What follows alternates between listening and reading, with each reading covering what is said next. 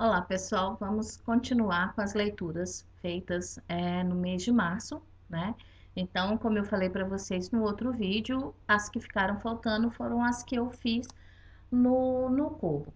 Então, como foram 5 leituras, para não ter toda hora que ficar mudando e demorando aqui e tal, então eu prefiro não ficar com ele, né, mostrando, mas sim colocar para vocês, à medida que eu for falando do livro, as capas das edições que eu li, tá bem? Bom, o primeiro livro que eu li no Kobo foi um livro de não ficção, que há muito tempo eu queria ler, que é o Cartas a um Jovem Terapeuta, do Contardo Caligares. O Contardo, ele escreveu esse livro meio que de uma forma, digamos assim, meio que epistolar, né? Onde ele escreve cartas e alguns bilhetes para terapeutas iniciantes ou futuros terapeutas, digamos assim, né? Onde ele vai tentar responder aí as perguntas mais frequentes desses, né, novos terapeutas e acaba também nos contando um pouco de como foi a sua trajetória, de um pouco da sua vida, da profissão de psicoterapeuta, né, de psicanalista, melhor dizendo. Então, assim, é um livro que eu gostei bastante. Eu quero fazer depois uma releitura dele, porque foi justamente no comecinho do mês, então foi no pior período da ressaca, então eu posso ter perdido aí um bocadinho de coisa. Eu gostei bastante, muito, muito bom, então eu super recomendo a leitura dele, tá? Aí depois, numa indicação e até um presente da Paula Dutra, né, do Pipa Não Sabe Voar, eu li Amor e M e Léo, do Daniel Glatauer, não sei se é assim que fala o nome dele, mas tá aí para vocês a capa.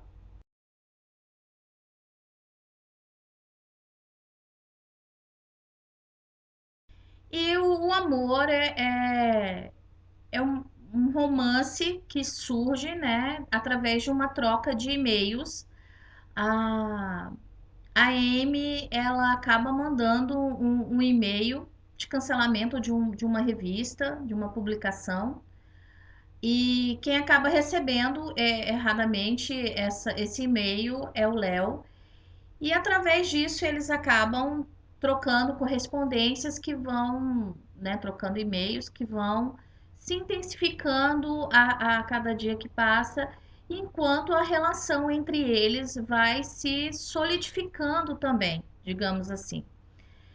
E no início principalmente no primeiro livro, fica muito o início do primeiro livro, né, do amor, é muito claro a necessidade que eles têm de não falar muito da vida pessoal, de não falar coisas de si mesmo, das suas aparências. Só que é inevitável, né? A vida deles começa a ser entremeadas também. O Léo tá saindo de um relacionamento que não deu certo e do qual ele queria que tivesse dado certo, que ele ainda gosta né, da Marlene, que é a ex-namorada dele. Aí, ao passo que ele descobre também que a Amy é casada e tem 2 enteados, né? Se não um pré-adolescente, mas já adolescente, uma coisa assim. E a relação deles começa com uma forte amizade e com uma certa dependência dos outros. Eu gostei mais do primeiro, o segundo eu já achei um pouco arrastado, um pouco chato. O que ficou mais difícil ainda, porque eu não consegui me identificar e nem gostar muito da personagem da Amy. Eu gostei bastante do Léo, mas já não gostei tanto da Amy.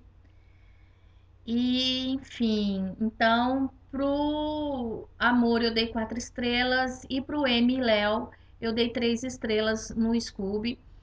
É um romance legal, é uma história legal, principalmente hoje em dia que a gente vê que existe sim, que romances surgem sim através do contato na internet. A internet tem muita coisa ruim, claro, mas também tem muita coisa boa. Não é a primeira vez que eu falo isso aqui, já falei outras vezes, mas eu conheci o meu marido através da internet, então a gente começou a se relacionar por aqui, então existe.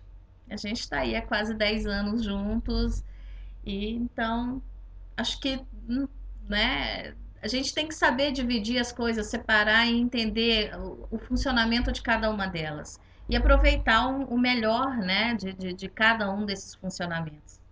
Então, então, eu gostei muito por conta disso e as questões que ambos colocam, né, os seus posicionamentos diante das relações amorosas, diante de questões como fidelidade, é, lealdade, né? O que é isso, de companheirismo. Enfim, é um livro muito interessante, eu gostei bastante, mas realmente eu não consegui gostar e me identificar com a personagem da Amy.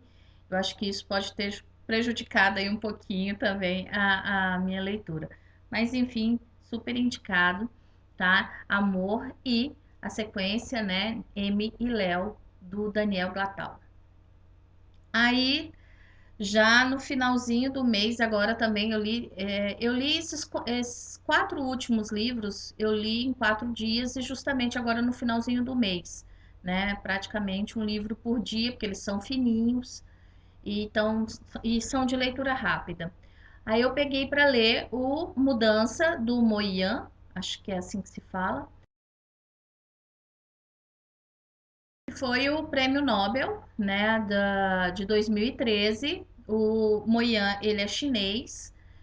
E, na verdade, ele vai contar a história e mudança, a partir de relatos de um período da vida dele, ele vai acabar contando a história, né, de um período meio complicado na China, que é justamente a questão da Revolução Cultural na China, e vai falando dele mesmo, né, do crescimento dele, principalmente com relação a ao país, as mudanças do país, mas a partir do momento da sua profissionalização e de algumas outras pessoas também, né, que ele coloca como personagem, né, nesse livro e vai falando um pouco de cada uma delas, de como elas, né, começaram no livro em termos de educação, de convívio e como elas foram crescendo e se desenvolvendo, digamos assim, ao longo do tempo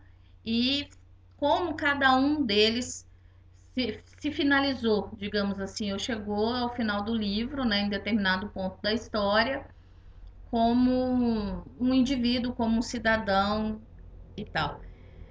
É, é um livro de leitura fácil, é um relato, o livro é pequenininho, são 88 páginas, se eu não me engano. É bom, é muito legal porque ele consegue condensar nessa história de vida dele muito da história política e cultural da China, num determinado período, como eu falei. Então, eu não sei se foi por conta disso, né, por esse valor aí que ele conseguiu imprimir a esse livro. Mas eu até agora, sinceramente, eu não consigo ainda descobrir, não consegui ainda entender qual é a relação que. A relação não, mas qual é o peso, na verdade, que esse livro tem que o fizesse merecer um Nobel, ou um Nobel, enfim.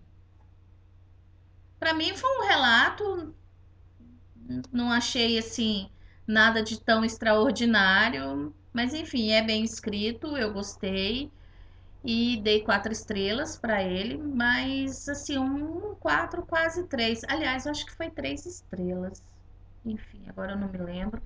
Mas enfim, é um livro bom, tá? É um livro bom, muito bem escrito, sim, mas eu acho que a edição que a Kozak fez é mais bonita do que o próprio livro. Me julguem, mas é o que eu achei, tá?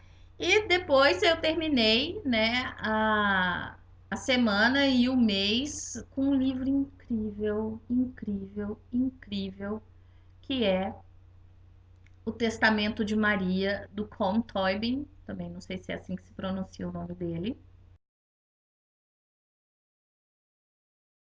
A primeira vez que eu ouvi falar desse livro foi através de um post que a Paula, mais uma vez, do Pipa Não Sabe Voar, fez.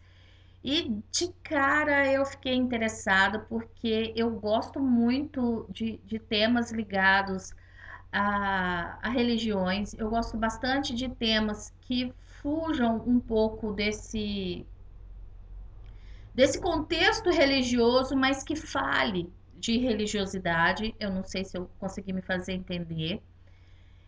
E, e em seguida, né, acho que uma semana depois, ou até menos disso, a Juliana Brina, do Pintacilgo, também leu o livro, também fez uma resenha maravilhosa.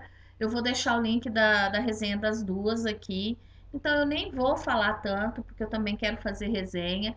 Mas é um livro incrível, onde o Colm ele faz um relato, né, em primeira pessoa, como Maria, né, a mãe de Jesus mesmo, só que ele consegue extrair toda a questão da religiosidade. Então, se você quiser ler esse livro, leia com um olhar não de cristão, não de crente, né?